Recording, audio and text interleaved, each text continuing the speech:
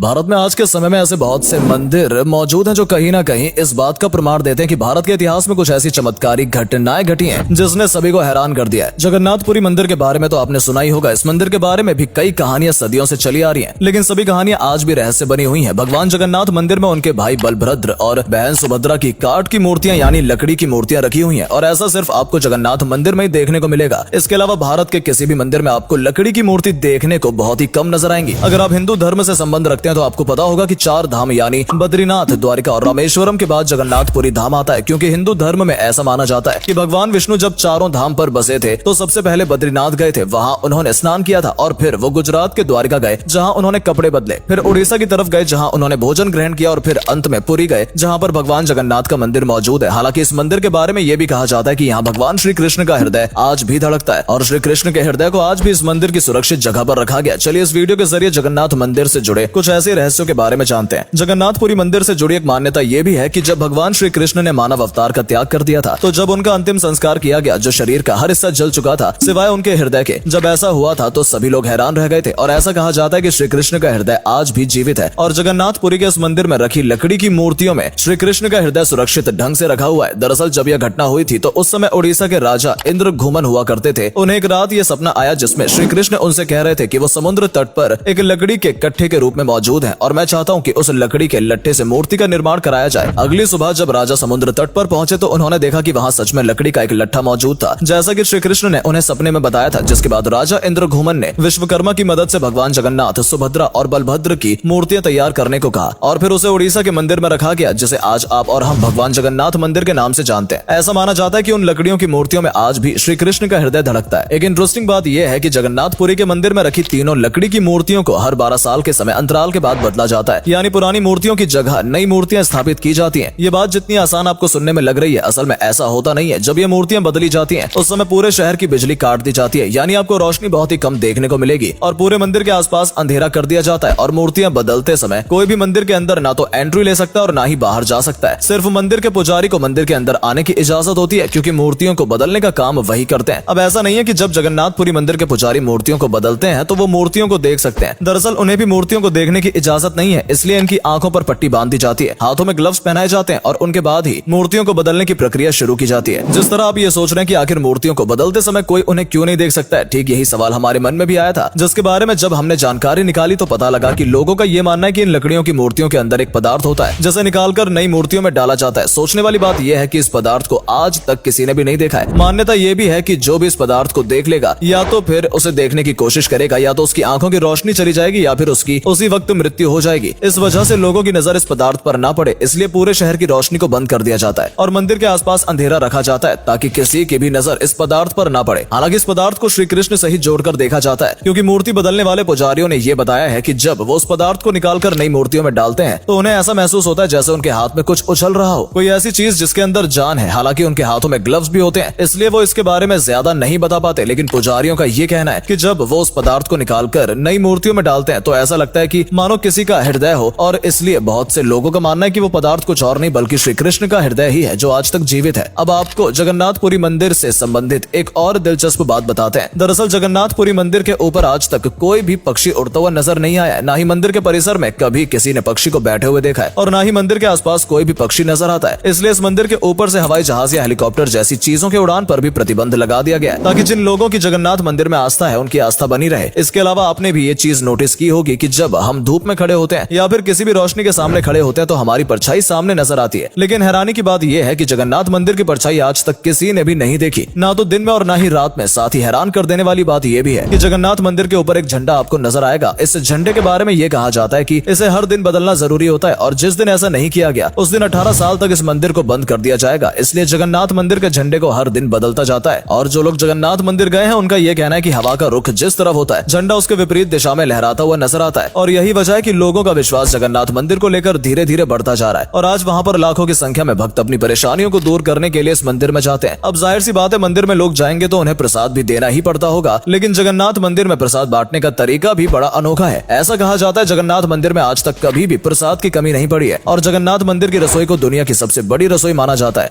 जिसमें 300 से भी ज्यादा सहयोगी काम करते हैं। अब हैरानी की बात यह है कि जगन्नाथ मंदिर में जब प्रसाद बंटना शुरू होता है तो वो तब तक खत्म नहीं होता जब तक सभी लोगों को प्रसाद नहीं बंट जाता। और जैसे गेट बंद करने का समय आता है प्रसाद अपने आप ही खत्म हो जाता है। इसका मतलब यह है कि जगन्नाथपुरी मंदिर में कभी भी प्रसाद व्यर्थ नहीं जाता। मंदिर के अंदर जो प्रसाद बनाया जाता है वो लकड़ी के चूल्हे पर तैयार किया जाता है और प्रसाद को बनाने के लिए 7 बर्तन का इस्तेमाल किया जाता है और उन सभी बर्तन को एक के ऊपर एक रखकर तैयार किया जाता है। और हैरानी की बात यह है कि जो बर्तन 7वें नंबर पर होता है सबसे पहले उसमें प्रसाद तैयार होता है, फिर 6ठे नंबर वाले बर्तन में, फिर 5वें वाले बर्तन में। ठीक इसी तरह एक एक करके सभी बर्तन में प्रसाद तैयार हो जाता है और जब तक प्रसाद सभी लोगों तक पहुंच नहीं जाता तब तक किसी भी बर्तन से प्रसाद कम नहीं होता। तो दोस्तों ये थी जगन्नाथपुरी मंदिर से जुड़ी कुछ रहस्यमय बातें जिसके बारे में हो सकता है आपको पहले जानकारी ना हो। अगर आप पहले कभी जगन्नाथपुरी मंदिर जा चुके हैं तो आपका अनुभव कैसा रहा इसके बारे में हमें कमेंट सेक्शन में जरूर बताएं। साथ ही आपको वीडियो पसंद आई हो तो हमारी वीडियो को लाइक करें और चैनल पर नए हैं तो चैनल को सब्सक्राइब करके बेल आइकन को जरूर दबा दें ताकि हम जब भी आपके लिए इस तरह की वीडियोस लेकर आए तो उसकी नोटिफिकेशन सबसे पहले आप तक पहुंचे। धन्यवाद।